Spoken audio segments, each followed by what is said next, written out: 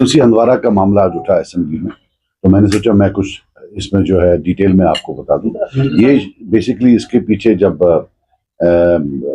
जिस सरकार में हम भी थे, जो 2015 से 2018 तक थी, उसमें बेसिकली इसका सारा काम हुआ था।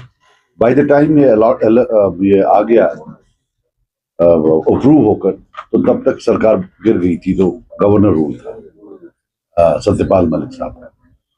तो तब इसकी कोई साइट किसी जगह ने सिलेक्ट की, और फिर उसके बाद सैलाब आ गया पिछले साल मई में शायद, तब से आज तक नई साइट सिलेक्ट नहीं हुई।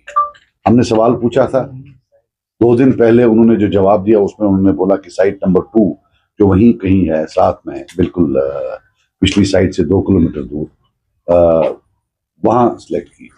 तो आज फिर से उठाया उन्होंने कि नहीं जी, अब कोई और सिलेक्ट साइट कर। तो हमें उसमें भी कोई प्रॉब्लम नहीं है, we are absolutely no problem, क्योंकि हॉस्पिटल तो एक जगह है, ये तो इसमें टीचिंग फैसिलिटीज, हॉस्टल, बाकी चीजें हैं। बट प्रॉब्लम ये है कि ये 500 करोड़ की फंडिंग इसकी सेंट्रल गवर्नमेंट की है, जो 20 दिन में by the end of March that's going to expire. Till date the union home ministry, health ministry has not shown any inclination or any communication to suggest that they are going to increase the timeline. Plus there is an additional problem, facilities नहीं है, आगे recognition की problem आ सकती है।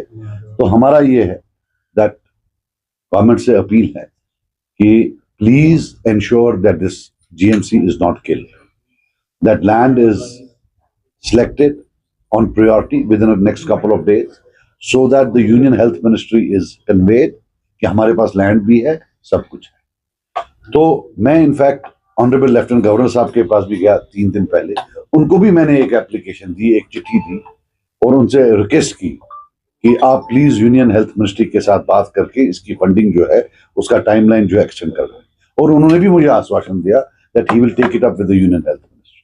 But my point is that our government should strictly focus on ensuring कि ये जो 500 करोड़ आया है और एक इतना बड़ा इंस्टीट्यूशन आया है, ये कहीं हमारी गलतियों से या हमारे डिले की वजह से कहीं प्रॉब्लम में न पड़ जाए।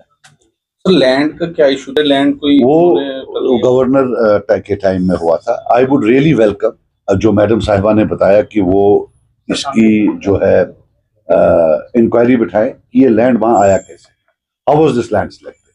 बहरहाल अब उसमें वो कर लें, लेकिन इक्वली इंपॉर्टेंट कि नया लैंड सिलेक्ट हो जाए। अब मई में सैलाब आया है, अब आज मार्च में हम 10 महीने हो गए, नया जो है लैंड ये अभी तक सिलेक्ट नहीं कर पाए। So that shows some sort of problem for the department also, they also have to act fast on it. बात मेडिकल कॉलेज की है, बात बीमारों की है।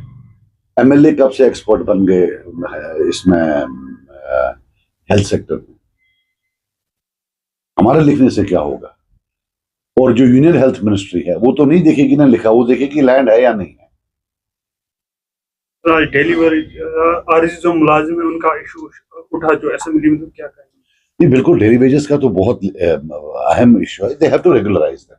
हर सरकार आती है, बोलती है कि भाई हम रेगुलराइज करेंगे। इस सरकार ने तो वोट ही इस पर लिए हैं, इनके मैनिफेस्टो में लिखा हुआ है, एक बार नहीं 100 बार लिखा हुआ है। And to be very honest, there don't seem to be any resources.